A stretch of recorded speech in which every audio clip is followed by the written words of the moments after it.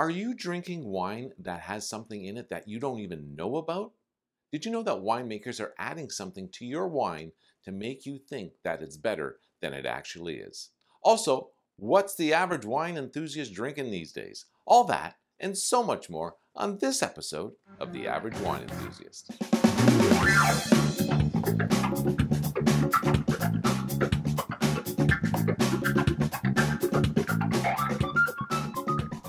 Hi there, everybody. My name's Mike LaPlante, and I'm the Average Wine Enthusiast. Grab yourself a glass of your favorite beverage and have a seat and learn a thing or two about wine. If you are any fan of the show at all, you would know that maybe last year I did a show, I'm going to say it might even have been 2 years now. I did a show where I talked about all the things that are put into wine to make up the final product. It's not just grapes that are going bad and turn into alcohol. There's all kinds of stuff that go into the production of a bottle of wine. There's obviously yeast. You got to get the alcohol start to brew in there, and then of course there's additives to make sure that there's no bacteria in there. And if you're doing malolactic fermentation, you got to put your lactic acid in there. So there's a lot of, I shouldn't say a lot of, but there's a good amount of things that could be in your bottle of wine besides grape juice that has fermented.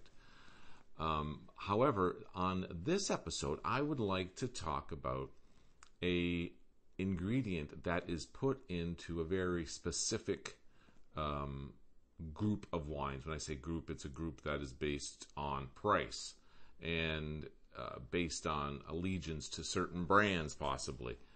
And what I'm talking about is a additive called MegaPurple. It also has a cousin too. I think it's called Ultra Red. And what this additive does is helps grapes along that maybe weren't up to the task of making a really good bottle of wine. So what is this MegaPurple? Well, it is a concentrate of 2 grapes. Like when I say concentrate, it's really concentrated. What are the 2 grapes? They're Alicante Ganzin and Tinta Ko. I think I've heard of Tinta Ko before, but the other one, not so much. So they take concentrates of these grapes and they add it to wine to make it do many things. That's the appeal of such an additive, that it can do a lot of things for an otherwise meh wine. It can add texture, add depth, add acidity, add tannins, and it can also increase or help you out as far as the color of the wine goes, which is important in terms of, some red wines out there. You can't have a red wine get passed off as red wine when, you can see through it, or it doesn't have that, rich garnet or purple, color to it. So that's what this Ultra Purple does. It actually alters the taste and the mouthfeel of the wine you're drinking. Now, you can see the appeal of this for, maybe a poor farmer who's, runs a winery and he had a bad year, and he could add this and, maybe salvage a good vintage out of what, was otherwise given to him. But that is typically not the case as far as who uses, I was going to say Ultra Red, but it's MegaPurple. So who would want to do this, and what kinds of wines would you want to do this to? Well, the wines are usually somewhere in the $15 to $20 range, which is really a pity, because that is the price range where you can find good deals on good wine. Take, for example, some Southern Rhone wines. You can get something for $18.75 that's, really good Grenache, Syrah base, or Mourvedre, or something like that. But there's also wine that's coming out of Washington and California in Oregon that maybe isn't quite as good. So I know there's 2 wines out there that use MegaPurple. It definitely gives off a flavor profile of its own that says, "Hi, I'm MegaPurple." Was I able to tell what that profile was a little while ago? Probably not, because it definitely is a familiar flavor. So what are the 2 wines I'm talking about? And it's a scenario I'm going to be telling you about. So I remember going to Costco maybe about 10 years ago. And I remember standing in their, over the wine box that they have there. They have, I don't know, maybe 25 wines in this box. And then there's wines elsewhere on the shelves. But these ones in the box were, it would be like going to the vintages section of the LCBO, I guess. And this was in Michigan. Because the Costco wine section in California, nothing like Michigan. So I remember standing there, and we were standing over a bottle of Me, which is a Pinot Noir from Oregon, I believe. And he pointed at it and said, "This is really good stuff if you're interested, if you wanted to spend the $25 on it." And so I picked it up, and I drank it, and I thought it was fantastic, and I thought it was a good value for the money. So I, consequently bought more of that. And then, for whatever reason, I didn't buy any more Me for a good chunk of time. And within that time, what happened to Me was that it became popular. Costco's good for that. They get a good wine in, they put it in that box. And, these are wines they get deals on, or they get a whole bunch of them for a special price, or whatever the mechanism that goes into getting these wines there. And then the next thing you know, those wines are not there anymore. They're on the shelf in a box, in a case. So they've obviously been degraded, or what happens there? Well, I'll tell you what happens. Big brands buy these wines up. I think in the case of Me, it was bought up by the Constellation Group of beverages. I want to say the other one I'm thinking of too, which is Josh, which is a Cabernet Sauvignon out of California. But that's not a Costco story, though. That could even be an LCBO or a SAQ story, as far as I know.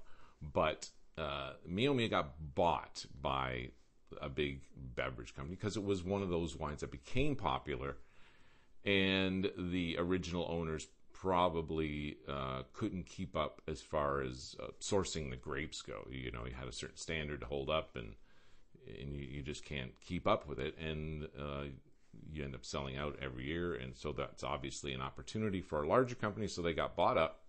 And then what these large companies do is they source the grapes from anywhere they need to, because now they're selling thousands and thousands of cases of this stuff, whereas the Me stuff, there might have been maybe 1,000 cases made all together, and they got shipped wherever they got shipped to. Obviously, one of those places was the Costco in Michigan.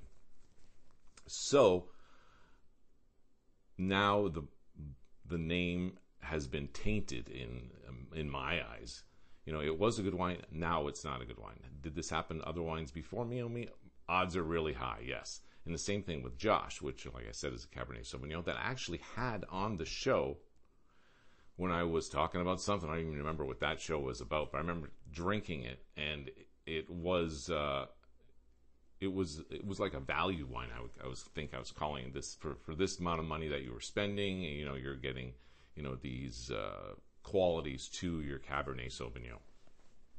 So they also got bought, and now I just recently tasted one because, well, we don't even want to go into why I actually put some of that to my mouth, but I immediately knew that there was MegaPurple in it, because, like I said, there is that flavor profile that comes along with it. I'm going to say one of the other things that it does to wines is adds a jamminess to it. Like I said before, it's the texture, and that jamminess is part of the texture of any wine.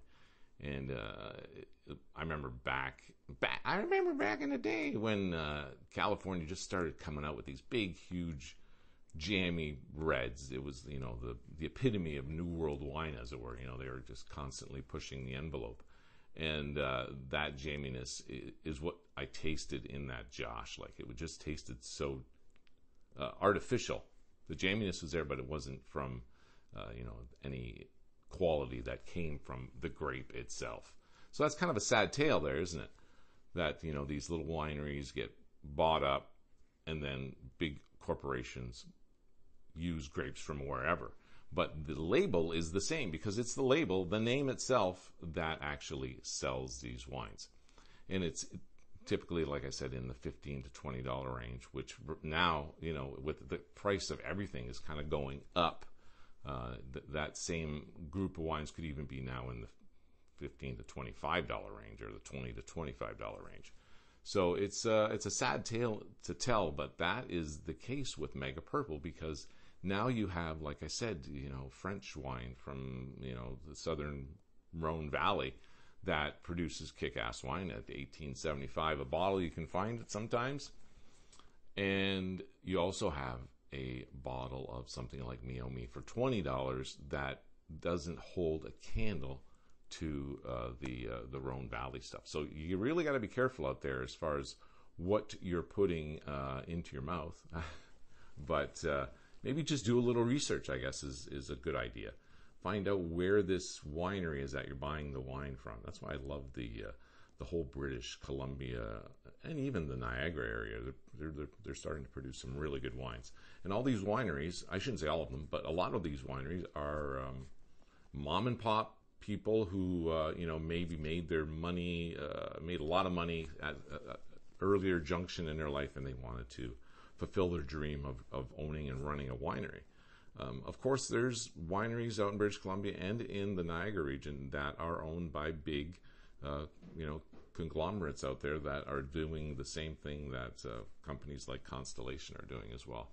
They take brands that they think are up and coming, or that they're already successful, and they try to make more money by hiring a bean counter and asking, how do we make more money?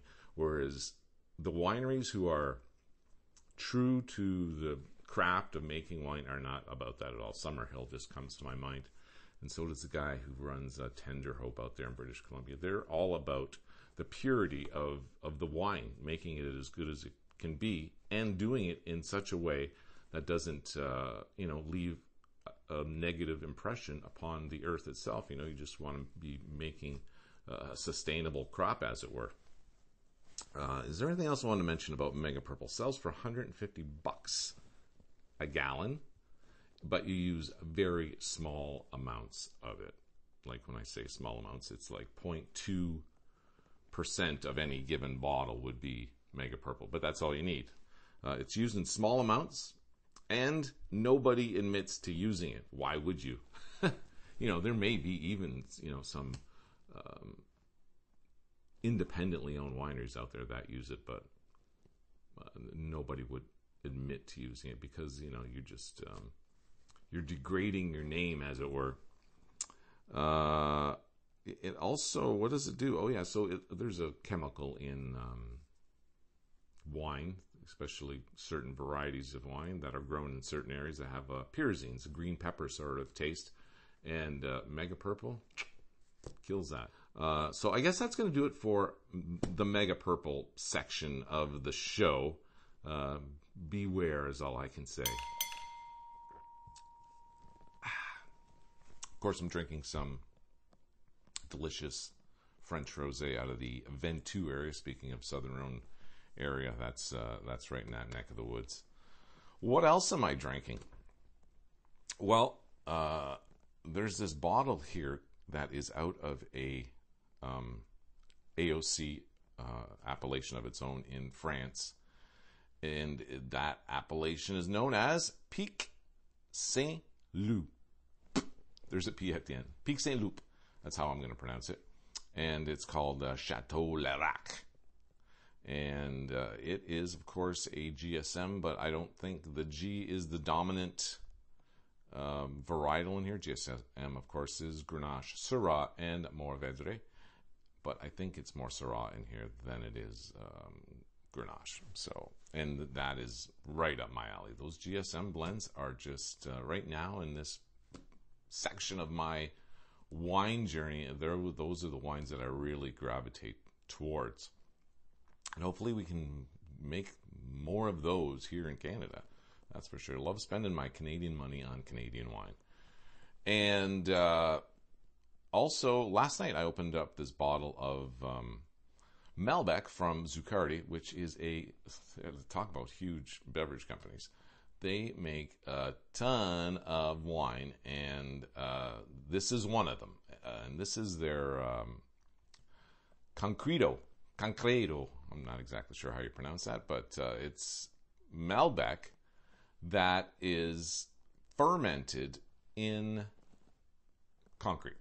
I know in France they ferment in concrete, but this wine is actually aged in concrete in these little, I shouldn't say they're little, but they kind of remind me of like a green egg, because they're in the shape of an egg.